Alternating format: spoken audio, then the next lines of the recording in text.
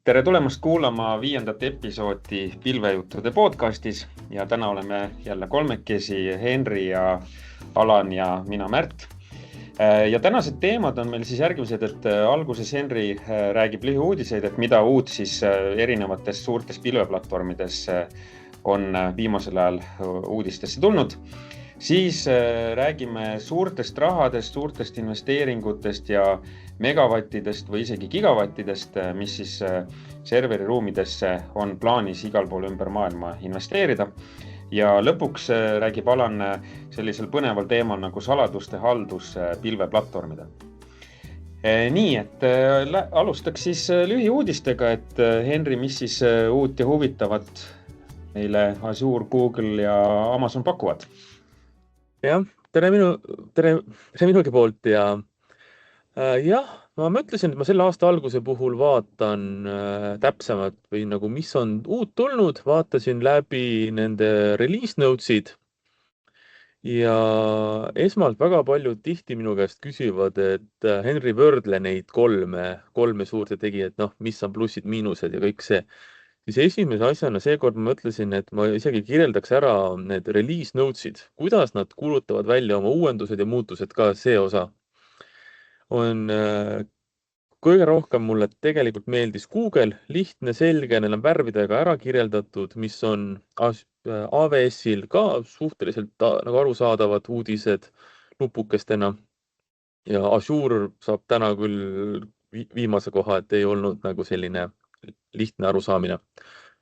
Aga uudistest siis esmalt Azure'i Copilot nüüd on tulnud välja selleks, et diskide või sinu ketaste probleeme uurida sinu pilvekeskkonnas. Ehk siis ta kogub kokku logid ja info sinu pilves oleva VM-i ketta kohta ja aitab sul seda optimeerida vastavalt sinu soovidele. Ja see on nüüd avalikult ka kättesaadav featuur neil. Järgmiseks on Azure App Service, millest me oleme siin päris mitu korda ma olen siin rääkinud ja maininud. Et eelnevalt on olnud mure see, et kui sa kasutad App Service'it reverse proxy taga, ehk sul on cluster App Service'iga ja sul ees on mingisugune koormusjaotur, siis tekkis selline mure, et sinu sessioon hüppas ühelt hostilt teisele. Nüüd on sul võimalik sessioon kliendi ja serveri vahele luua ühtne sessioon, ehk siis see ei hüppa, ehk siis ühildavus on nüüd loodud. Selline featuur on välja töötatud. Järgmiseks räägin natukene Azure'i konteineritest ja Kubernetesest. Azure'i container storage service'il on nüüd võimalik korjata meetrikut ja datat kokku ja see korjata kokku Prometheusesse ja sealt edasi saad sa Grafanaga teha päringuid ja teha graafikuid enda Kubernetese klastri storage'i meetrikute kohta, mis eelnevalt ei ole olnud võimalik, nüüd on see nagu tehtud võimalikuks. Ja AWS-il tuli välja turvateade või nagu selline uus guideline või selline teavitus. Nüüd aina enam ja enam on hakanud tekkima probleeme klientidele, et nende S3-s krüpteeritakse ära nende andmed, ehk siis maakeeli krüptorünnakud. Ja nende vastu nüüd on siis AWS andnud välja soovituste nimekirja, kuidas seda probleemi vältida. Ja nende hulka kuulus ka näiteks lühemad võtmed, kestvuse ajad, rohkem täpsavad monitooringut ja selliseid asju. Et see tundub, et on nagu tõusev mure ja klientide mure peale on nad andnud välja sellise info. Ja Google Cloudi puhul vaatasin, et neil oli väga suur uuendus tuli nende CM-ile, et kellel huvi saab täpsemalt seda saab lugeda. Aga jah, see on siis nagu tänasel päeval kõik. Kas teistel ka on nende ransomware rünnakute vastu, ma mõtlen peale Amazoni siis mingeid meetodeid, soovitusi või lahendusi? ma arvan, et tegelikult need AWS-i soovitused olid üpris geneerikud, et ma arvan, et neid samu võtteid saab kasutada ka teistes pilvedes, et sul on paroolid, et võtmete kestvus on lühem, et nad ei ole pikaajalised, sul on kasutajate ring piiratud, kes kuhu nagu ligi saab, kes mida teha saab. Et selles mõttes oli suhteliselt niisugused geneerikud soovitused, ma eeldan, et neid kõiki saab rakendada teistes pilvedes S3 puhul ka, et S3 on nagu hästi laialdane toode, see on ka ju täna ju on-premis väga paljudel on kasutuses S3 teenus. Aga kas seda kuidagi nii ei saa teha, et ma ei tea, sa märgid seal Amazonis ära, et see on mul, need on nüüd nagu päriselt hästi-hästi olulised ärilised andmed ja hoia neist lihtsalt nagu mingi hunnik varukoopiaid, et neist kunagi ransomware'iga, krüpteeritakse viimane versioon ära, võtan eelmise päeva oma, et siis kas ei saa niimoodi teha või? Väga hea küsimus, Märt, on. Mul oli märkmikes ka veel siin kirjas nagu versioneering on selle asja nimi. Ehk sa teeb regulaarselt versioone sinu sellest failist, ehk sa saad tõmmata versiooni tagasi. Täitsa on olemas ja see oli ka seal soovitustes kirjas, et lülitada see featuur sisse. Ja see on jälle kallim loomulikult, aga jah. Odavam kui see ransomware'i rünnak ilmselt. Jah, täpselt nii.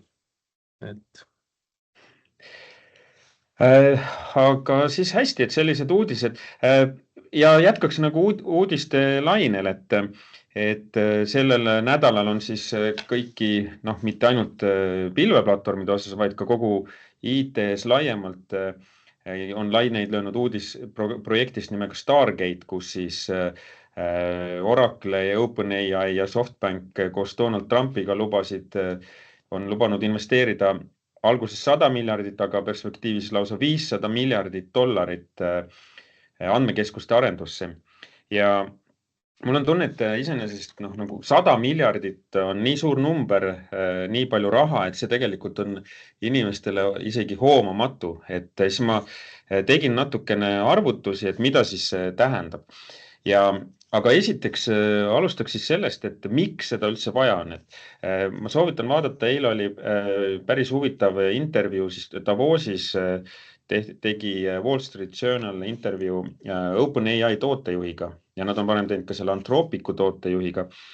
Aga üks oluline selline tõdemus, mis siis ta ütles, on see, et kuni tänaseni tehisintellekti mudelite puhul nemad näevad, et lisaarvutusvõimsus toob parema ja targema tehisintellekti.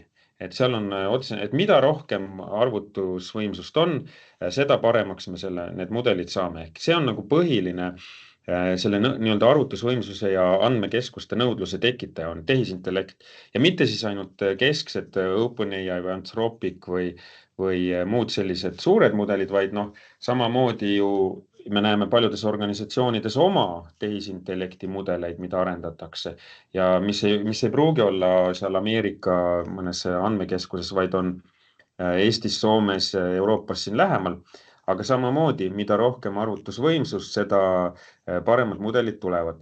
Ja see nõudlus on siis mitmekordne, isegi 100 või 1000-kordne võrreldes tavalise Google'i päringuga. Samas ta rääkis ka, et need mudelid ja kogu see arvutuse efektiivsus kasvab ka kordades ja kiiresti. Ehk et õnneks me ei ole sellises olukorras, kus ütleme, me peame kõik maailma ressursid varsti tehisintellekti teene või kätte andma, vaid et samas need mudelid, arvutused ja protsessorid lähevad ka kümnetes ja sadades kordades efektiivsemaks, nii et seal tuleb see vajadus alla.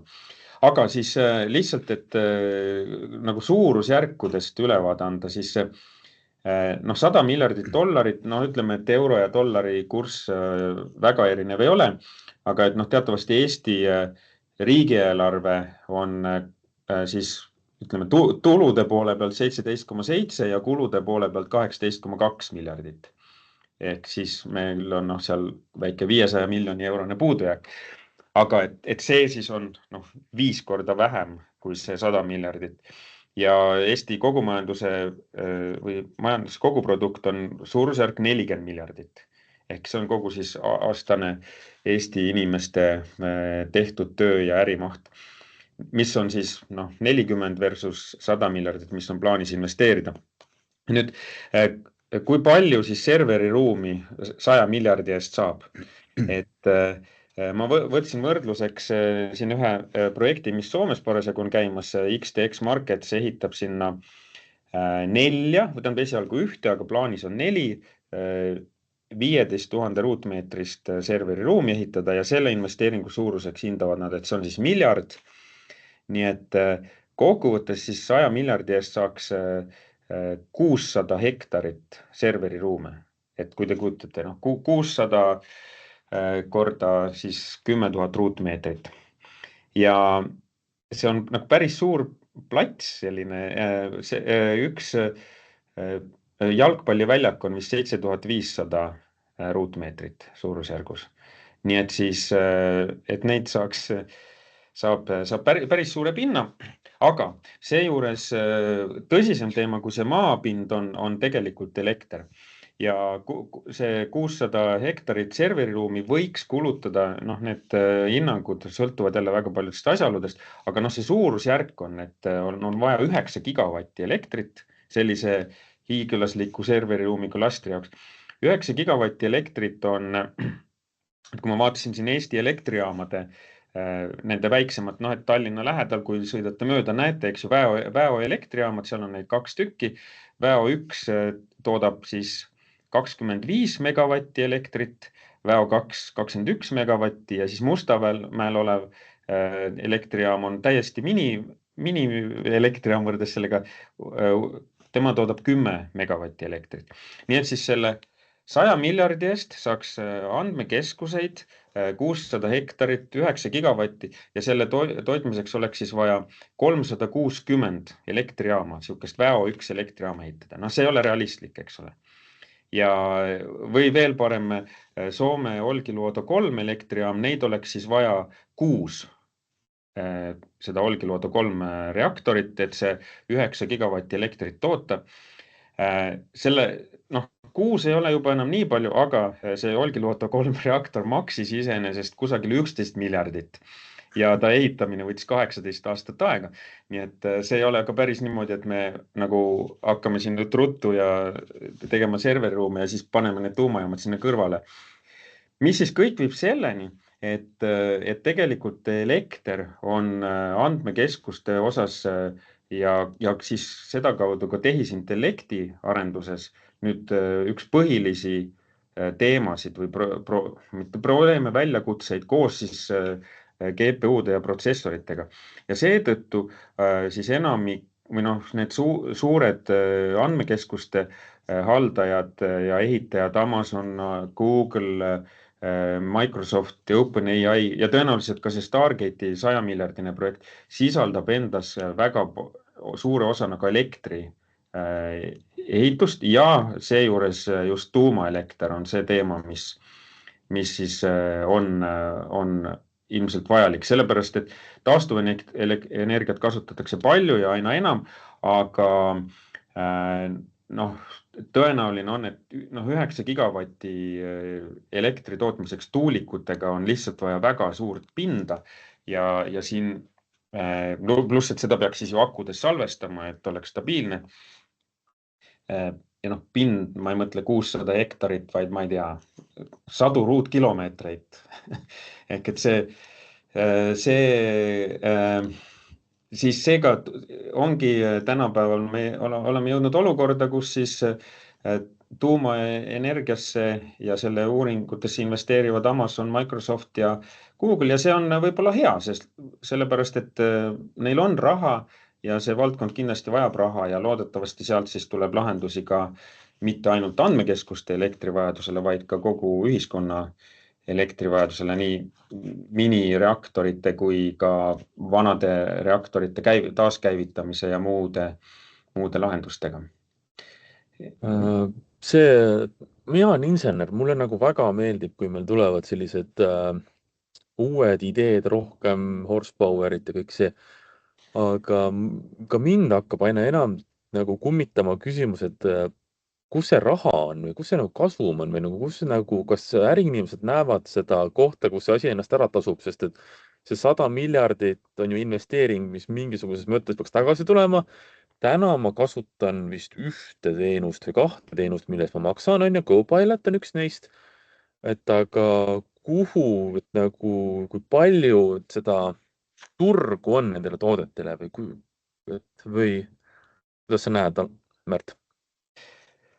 Noh, ütleks, see OpenAI tootejuht ütles välja ka paar niisugust rahalist asja või et esiteks ChatGPT-l on 300 miljonit aktiivset kasutajat. Neil on seal Pro-mudel, mis maksab $20 kuus ja siis on see mudel, pluss-mudel oli vist 20 ja Pro-mudel oli see, mis 200 maksab $200 kuus, mis on nagu väga kallis ja tema või nende arvutuste kohaselt ei tasu ära see $200. Ehk et inimesed kasutavad nii palju arvutusvõimsust, need, kellel on see hästi kallis versioon, mida ta nimetas, et see on positiivne ehk et järelikult see tehisintellekt ja loob nii palju väärtust ja tõenäoliselt ja siis, kui sa 200 maksad, siis ongi juba teine kasutustase kui see, et sa lihtsalt esitad vahetevahel küsimusi, et kui palju maksab, ma ei tea, andmekeskus näiteks. Aga kui arvutada nii, et kui need 300 miljonit kasutajat saada kõik maksma €20 kuus, siis teeb see ju juba $6 miljardit kuus. Et see ju, aga enamik neist muidugi on tasuta kasutajaid, et seal on vähe, aga iseenesest ei ole nagu väga kauge, eks ju, et 6 miljardit kuus, siis selle peale võiks ju 100 miljardit investeerida küll. See ju paari aastaga tasuks ära ennast, aga ta päris nii ei ole, aga iseenesest massiefekt on ju väga suur, ehk et kui sinul on see kõige targem mudel, siis teised lihtsalt mitte kunagi ei saa, sest mitte kellelgi teisel ei ole 100 miljardit. Aga jah, selline, ega ta ei ole kindel, et see kõik efektiivne. Võib-olla keegi teeb siis 100 korda efektiivsema mudeli, tal ei ole 100 miljardit vaja ja siis see töötab sama hästi ja ta müüb seda siis $1 kuus. Võib juhtuda ju. Selline nagu... Ja ma veel tooks vahele ka selle teise otsa, et kui me räägime andmete salvestusest, eks, et me võime ehitada suuri datacentreid, aga mis enterprise'id nagu nii-öelda need probleemid, mis neil on, et kui on tegemist, kus seal mingite sensorite andmeid, asju kogutakse, et tihtipeale ei jälgita, kui palju seda väärtuslikku nii-öelda infot salvestatakse, et väga palju tuleb ka sellist nii-öelda mitteväärtuslikku andmeid ja siis kogu see võtab ruumi, eks. Et seal on see nii-öelda kas siis mudelite või siis andmete optimeerimine, et see oleks ka väga tegelikult tähtis asi, et tegelikult AI nagu võiks ju aidata seal puhul kaasa ka.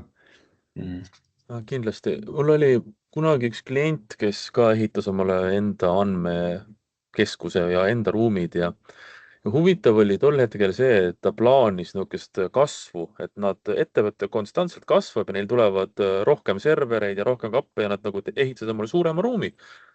Võis olla mingisugune 200, 300, 400 ruuduse ja siis, aga nad ei võtnud oma arvutuse kunagi sisse seda, et serverid lähevad väiksemaks ja võimsamaks. Ehk nad arvutasid selle pealt, et see sama server, mis ta on sellise võimsusega ja sama suur, aga tekkis niisugune õnnetuga, et nagu CPU-d läksid võimsamaks, mälusid tuli juurde ja tegelikult veerand nende ruumidest tegelikult seisid tühjana, nii et kuna neil lihtsalt serverid lihtsalt nii tugevad ja head. Ja teisest küljest tekib ju jahutuse probleem, et kui ma väga sügavalt ei uurinud, aga põhimõtteliselt nagu üldiselt on vist ikkagi selline seis, et üks räkk või üks kapp, kui seal on normaalselt nii-öelda tavalised serverid, siis sinna võib minna kuskil 10 kilovatti. Aga et kui ta on ikkagi GPU-de ja siis AI jaoks, siis on isegi kuni 50 kilovatti, ma nägin. Soojad, jah. 50 võrdluseks alati on hea, et see ahjukeri või saunakeris on 6, eks ju, et 50, siis on nagu 10 peaaegu või noh, ütleme 9 saunakerist sellises ühes kapis ja täiega töötavad ja siis proovi see jahutada maha seal on vaja insenere, kes seda asja saavad. 25 kraadi peale, eks ju, et siis jah. Et serveri ruumid, noh, et me teeme küll pilvejuttusid, aga ütleme nii, et serveri ruumide külastamine on väga omaette ka huvitav kogemus no IT-inimestele. Et kui kellelgi vähegi võimalik meie kuulajatest proovige enda serveri ruumi minna, et see on teistsugune maailm siis nagu mõistad, kus rakendus jookseb. Jah, ja võib-olla see illustreerib seda, et miks tasub vaadata ikkagi pilveplatvormide poole, et kui ise ehitama hakata, siis saab väga põnevaid inseneridele, väga meeldivad need probleemid seal ja väga kulukalt saab igasugu vesijahutust ehitada ja muud sellist, et see on noh, nagu meestele meeldib see värk, aga see nagu ärimeestele ei pruugi olla. Juhatusele see ei meeldi ja tegelikult see on õigus. Ma olen nii palju näinud, et seda ei arvutata sisse oma hinna sisse, ei seda elektrit ega jahutamist. Tihtilugu öeldakse, et see tuleb tõenäoliselt organisatsiooni teise osakonna arvelt ju. Mingi haldus tegeleb sellega tihti. Ja elekter tuleb stepslist ja jahutus tuleb siis, kui akna lahti teed, eks ju. Jah, täpselt nii on. Aga lähme siis äkki meie viimase teema juurde ja Alan, sa oled uurinud siis, kuidas saladusi hallata pilvedes ja. Just, et noh, me oleme ju varem siin rääkinud erinevatest küberturvalisuse teemadest ja diskuteerinud. Aga noh, kuna AI muutub ju iga aastaga jälle targemaks ja seda kasutatakse ära ka pahalaste poolt, siis kindlasti need rünnakud muutuvad sagedasemaks. Ja uurisin natukene veel ringi, et leidsin ühe huvitava uuringu. Turbefirma Eikiles toob oma eelmise aasta uuringus välja, et küsitleti 200 ettevõtet ja neist 96%, põhimõtteliselt 100% tunnistas, et nad on olnud silmitsi nagu siis tundliku informatsiooni lekkega organisatsiooni siseselt. Mis see siis tähendab? Et see tähendabki seda, et on olnud juhtumid, kus salasõnad, võtmed, sertifikaadid on olnud süsteemides, neil sisesüsteemides, aga neid on siis olnud kergesti loetavad ja näiteks võivad olla kuskil koodirepodes salvestatud, et välja, ei tea, mitu protsenti sealt nüüd välja lekkis, aga nii-öelda ettevõtte siseselt on olnud sellised nii-öelda lekked. Ja mis siis veel välja tuli, oligi see, et selline salasõnade hajutamine, et kui ongi igas süsteemis on kuskil omal see parool seal kuidagi ära salvestatud, siis on nagu lihtsam saada pahalasel kätte ja võibki siis minna andmevargusteni või süsteemidesse häkkimiseni. Et selline huvitav asjaolu. Küsiks selle uuringu kohta, et oli seal kirjas, et kas need on need sisesed lekked, need on tahtlikud või kogemata või juhuslikud või et kuidas oli seal seda mainitud? Seal selles mõttes, et seal ongi niimoodi, et ega seal pahatahtlikud, tihtipeale pahatahtlikkus väga ei ole, aga lihtsalt kui arendaja teeb oma tööd, siis vot seal ongi, et kuidas selline nii-öelda fokuseeritus on, et tihtipeale tehakse mingi, ongi koodihoidla, tehakse rakendus valmis ja mugav on ju panna kõik sinna rakenduse confi faili ja push ida see siis nii-öelda reposse, et ta on, üldiselt on, eks ju, need organisatsiooni sisesed repod privaatsed, aga ikkagi võid ju selle konfigureerida ka nii-öelda avalikuks või siis tulevad näiteks väljapoolt mõned väliskonsultandid, kes saavad ligi ja siis hakkabki see nii-öelda lumepall veerema, et kui ta sul tegelikult on selle repod tõmbadki arvutisse, siis on ta ju sinu arvutis sees ja kui hästi su arvuti on kaitstud, see on juba teine asi. Mul on nagu isiklikku kogemust, saan ka siin veel jagada, et olen otsinud GitHubist mingisuguseid Terraformi skripte või asju ja see on nagu ikka maasikapõld, sealt saab neid võtmeid nagu mida iganes soovid, sealt tuleb. Need on hard code itud ikka räigelt palju ja saab korja neid, mis sa tahad sealt. Ja tegelikult ka isegi neid asju võib ka juhtuda, vaata, sa ütlesid private repot küll. Just lugu ühest Eesti väga edukast startupist, kellel oli samuti hard code itud oma privaatreposse need paroolid ja asi juhtus nii, et neil tuli tööle uus arendaja, kes forkis selle omale ja tegi avalikuks. Ja põhimõtteliselt reede õhtul lekkisid kõik nende võtmed internetti tööpäeva lõpuks, et terve nädalavahetus oli neil tegevust vähemalt, nii et on jah, seda juhtub tihedalt. Et just, et ongi, et kui salvestatakse, noh, arendaja vaatab, et oi, ma panin selle konfi sisse, parooli, delete'in ära, aga Gitil ongi ju see, et on ajalugu ja kui seda parooli ei roteerita, siis ongi seal nii-öelda ajaloost on hea välja võtta.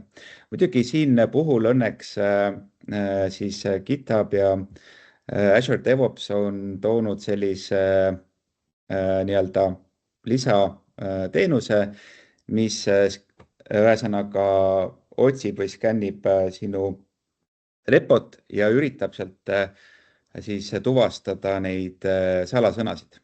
Aga noh, see on jällegi selline lisameede, et noh, ikkagi kõige tähtsam ongi see, et et nii-öelda ei hard code itaks või ei salvestataks siis paroole nii-öelda reposse.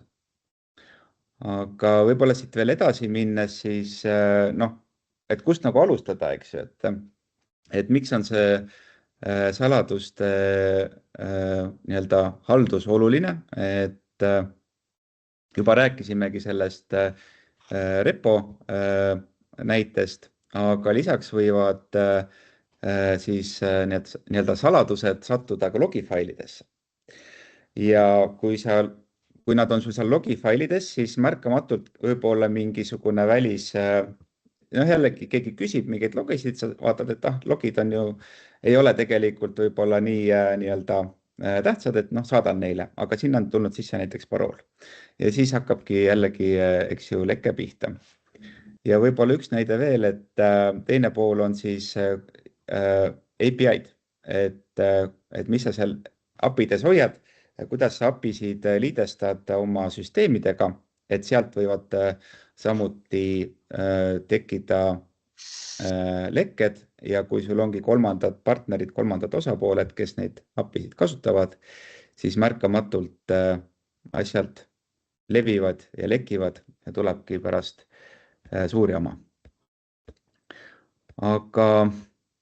Aga mis siis veel, et noh, kui me praegu olemegi ju fokuseeritud pilve peale, pilvejutud on meil teemaks, siis õnneks suurimad pilveteenuste pakkujad pakuvad nii-öelda teenuseid, eks ju, et kus me saaksime turvaliselt oma saladusi hoida.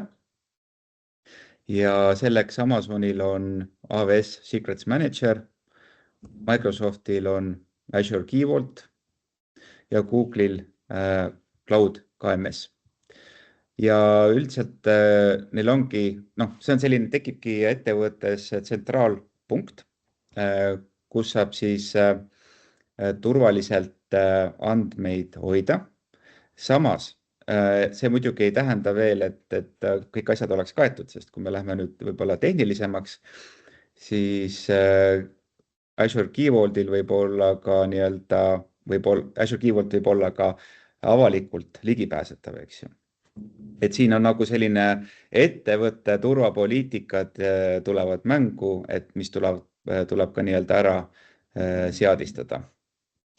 Et siin on väga palju tegelikult tagasid, et nii-öelda kui te hakkate näiteks Azure Key Vaulti kohe kasutama, siis tuleb ikkagi üle vaadata need seadistused ja olla kindel, et asi oleks korrektselt juurutatud. Aga see on nagu selles mõttes esimene samm, et sa võtadki võib-olla sealt nii-öelda koodi seest oma need salasõnad ära ja hakkadki kasutama seda siis nii-öelda paroolihaldurit, eks ju, või secrets manager'i. Aga kui me nüüd lähme edasi, et ongi ettevõtted, kus on kasutusel mitmed pilvepartnerid, siis võiks ju kõik hoida kuskil ühes koos. Et võiks olla sihuke tsentraalne parooli või siis saladuste haldur.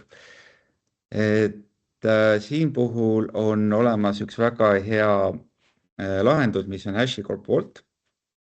Et temaga ta on selles mõttes paindlik, et sa saad, eks ju, kasutada pilvekeskkonda, ühilduda mitmeid.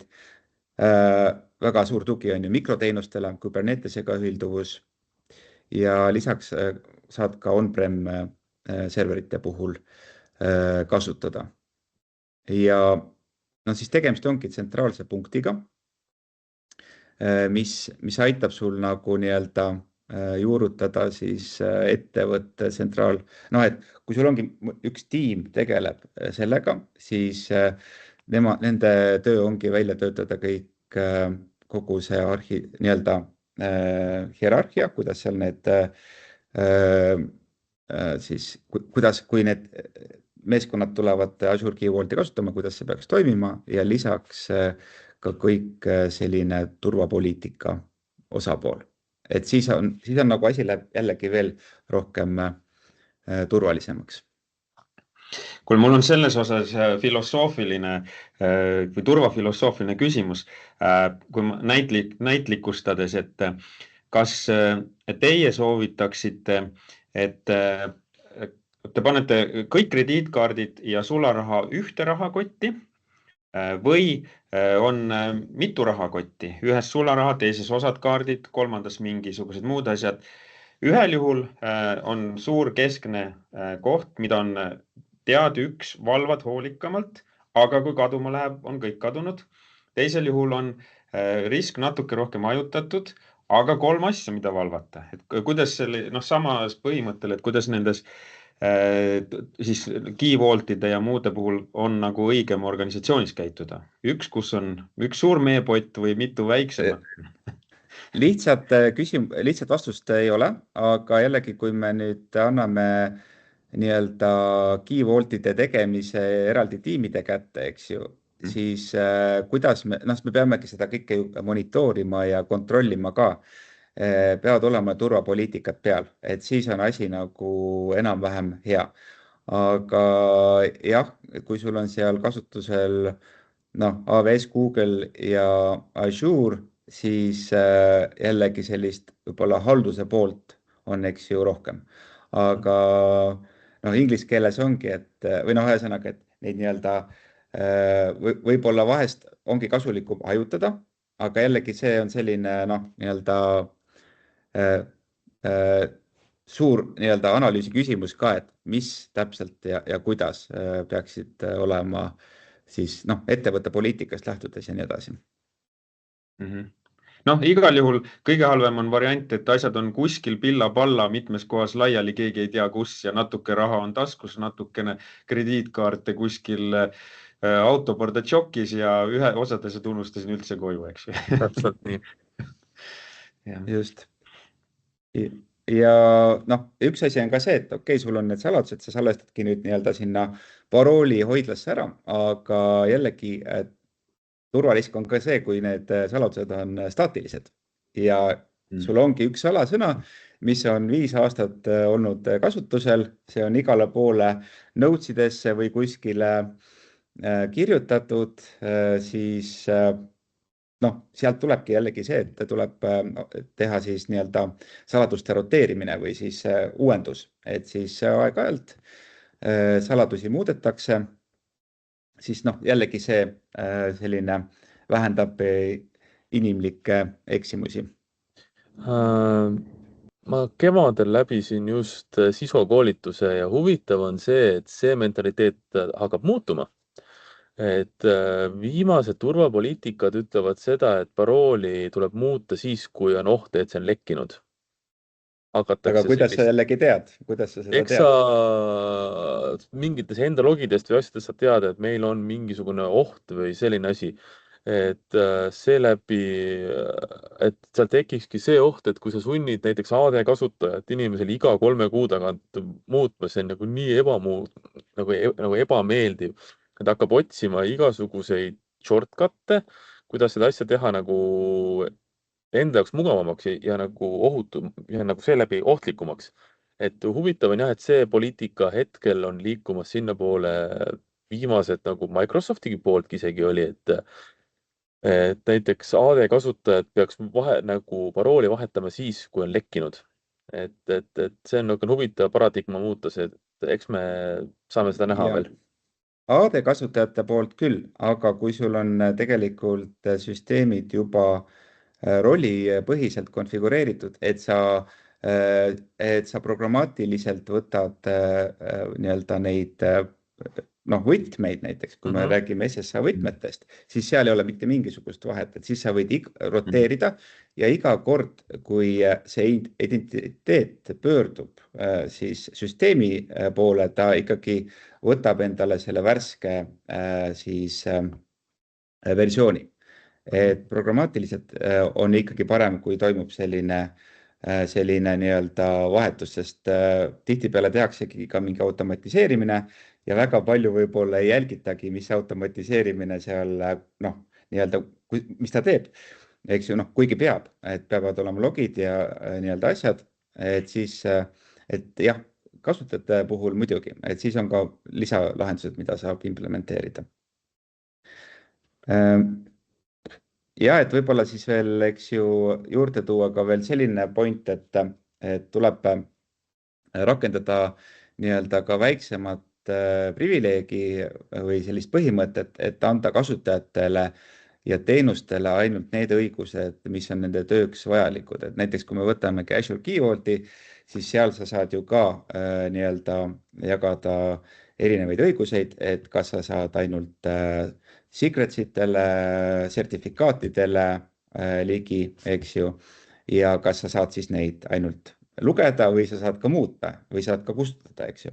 Et sellised elementaarsed asjad ka, et tuleks üle vaadata, et ei tekiks jällegi mingeid üllatusi, et muudetakse salasõna ära ja siis süsteemid ei tööta ja siis hakatakse uurima, milles on probleem. Ja jällegi siis ongi, et monitooring, et kui te implementeerite midagi, teete nii-öelda, tuleb alati auditeerida, jälgida, mis toimub, et kõik saladuste nii-öelda kasutamise sündmused tuleks logida ja kindlasti viia läbi ka auditeid, ehk siis olla nii-öelda teha enda poolt siis kõik, et asjad sujuksid. Ja, et mis siis veel võib-olla, kokkuvõtteks võib-olla siis ongi, et jällegi saladuste haldus pilvekeskkonnas on äärmiselt kriitiline, et kuna pilves on ju kõik erinevad komponendid koos, andmed liiguvad kiirelt, siis see võtab aega, et õigete nii-öelda tööriistade ja parimate praktikate juurutamine või siis väljaselgitamine, aga lõppkokkuvõttes tasub ära, sest et jällegi paroolid on turvaliselt, vähemalt sa oled teinud enda poolt kõik, et salvestada, hoida turvaliselt paroole ja siis muidugi jällegi tuleb ka käia ajaga kaasas, kuna tehnoloogiad muutuvad, võib-olla tuleb näiteks mingid lihtsamad variandid kasutusele, aga ta ongi jällegi selline laiem aspekt, millele tuleks fokuseerida ja siis ühesõnaga vajab põhjalikku ettevalmistust ja juurutamist. Eks sellega ole nagu paljude asjadega, mida me teeme, et ütleme, turvaintsident varem või hiljem juhtub, aga asjad peavad olema nii korraldatud, et ei oleks piinlik, et siis on ka tõenäoliselt muidugi, et intsidenti vähem juhtub, ehk et paroolid ja võtmed ei ole kirjutatud koodi sisse, mis on kuskile GitHubi kogu maailma jagatud.